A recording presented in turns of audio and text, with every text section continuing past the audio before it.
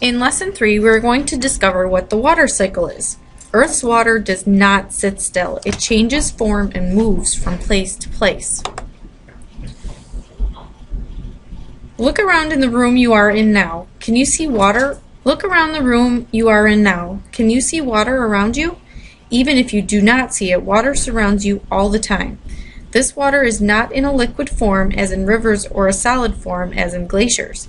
This water is an invisible gas called water vapor. Air always has some water vapor in it, even in the driest deserts. This water vapor was liquid water at some time in the past. It may have been water inside a plant, in a tropical river, or in the Arctic Ocean.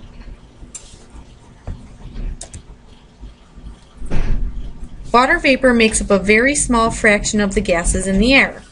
Particles of water vapor, like particles of other gases, are constantly moving. Air pressure is the pressure of these gas particles against another object. Air pressure pushes in all directions because the gas particles move in all directions. Air pressure decreases as you move higher in the atmosphere.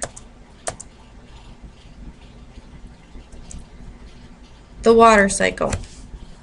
Water is always moving on, through, and above Earth as it changes from one form to another in the water cycle. The water cycle is the repeated movement of water through the environment in different forms. These steps of the water cycle include evaporation, condensation, precipitation, and runoff. These steps can be affected by temperature, pressure, wind, and the elevation of the land. A simple water cycle is shown here in this slide, and in this as well. You will have to fill out in your notes the chart of the water cycle, labeling all the parts.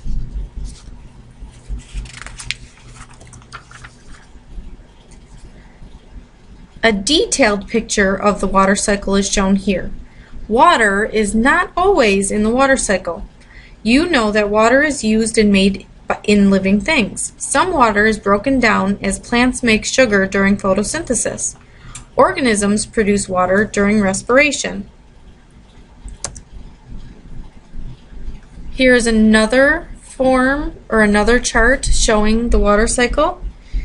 The sun has a major effect on the water cycle. The sun has a major effect on the water cycle. The energy of sunlight causes most melting, evaporation, and sublimation, which I will go into greater detail in later slides. Energy is needed to raise water vapor to the clouds and move it by winds. This energy originally comes from the sun. When water vapor condenses into liquid water, it releases energy. This energy is heat. It warms the air or water in the immediate area. Evaporation is the changing of liquid water to water vapor. Condensation, water vapor turns into a liquid, such as water droplets in clouds. In precipitation, the water falls from clouds as rain, snow, sleet, or hail. The water cycle has many different paths that can be taken.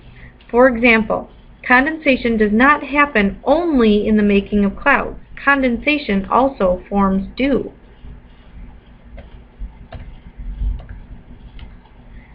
Sublimation is another possible path in the water cycle. Sublimation is ice changing into water vapor without first melting.